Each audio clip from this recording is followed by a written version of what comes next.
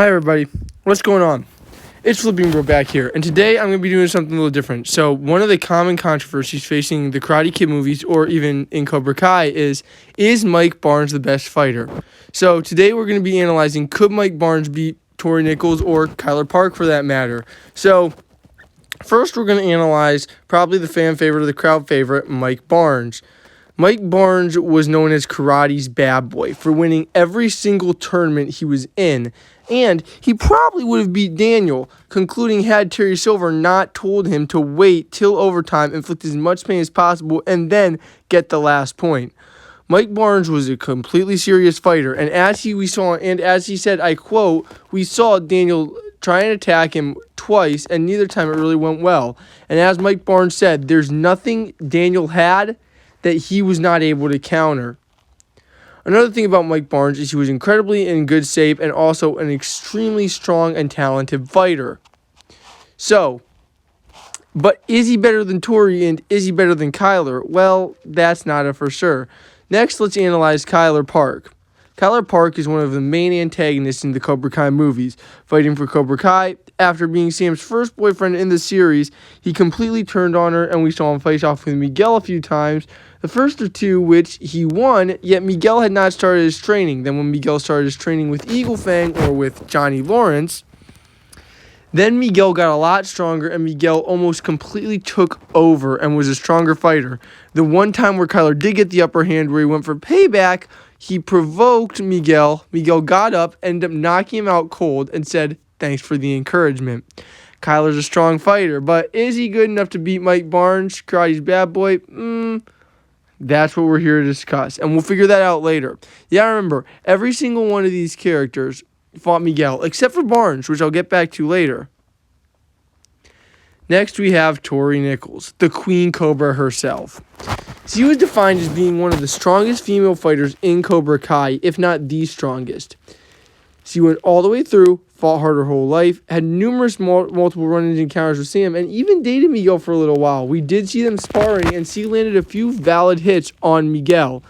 Another thing about Tory is she uses her anger and can channel her aggression even if she can't control it the best.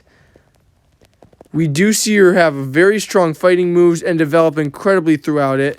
And she was also the strongest female fighter of her whole class in Cobra Kai. Out of all the fighters they had, she had never lost to another female, and we've even seen on numerous occasions where she beat boys out for the spot. She was incredibly athletic and incredibly fit. Now, back to the point, though, where we say Barnes didn't fight Miguel. Barnes did fight Daniel. I honestly believe Daniel is the weakest fighter out of all of the Karate Kid series. Just because of the way he fights, it doesn't seem like he's built for that. So, who will win the fight? Number 3, I'm ranking Kyler Park. Sorry, Kyler fans, but I just don't feel like he has the talent or even the skill to put up with Mike Barnes or even Tory for that matter. He was new and he relied on brute strength more than he did actual tactics. And we saw Eli beat him, and we saw him beat by numerous fighters. And without skill and technique, he really can't stand up to Barnes because Barnes is an incredibly good fighter. So sorry, Kyler fans, he gets 3rd. Next up, in 2nd place, this one was a harder decision, but I'm putting Tory Nichols. She's a good fighter, she's strong, she's concentrated, and she knows what she's doing. However, one thing that Barnes does have over is he's able to counter. She was not the strongest with defense. And another thing was, she isn't always accurate with her strikes. As we saw when she was fighting Sam in the final match in Season 4, she elbowed her in the eye, and accidentally she missed many strikes. And even though she does use her aggression, she doesn't always control it the best, and sometimes she can lose her head. And she goes out there, and her sensei is trying to encourage her to use cheap moves, and she does sometimes, which ultimately despised in her downfall. She can't always control her aggression that well. In 1st place, karate's bad boy, Mike Barnes. Congratulations, Mike Barnes fans. Your guy took 1st. He's a strong-willed fighter, and no matter what happens, he always keeps going. We saw him beat Daniel. He beat Daniel. Had he been able to score 3 in a row, and he wasn't supposed to inflict pain, I feel like it would be Daniel. So I'm saying he obviously could have beat Daniel. Barnes is a strong, smart fighter, and probably the one that's almost the most impossible to hurt. In a tournament, I feel like Barnes would have the edge. Now, there is another thing I'm going to do. I'm going to probably make a video with Miguel, Mike Barnes, and Chosen soon, so stay tuned for that.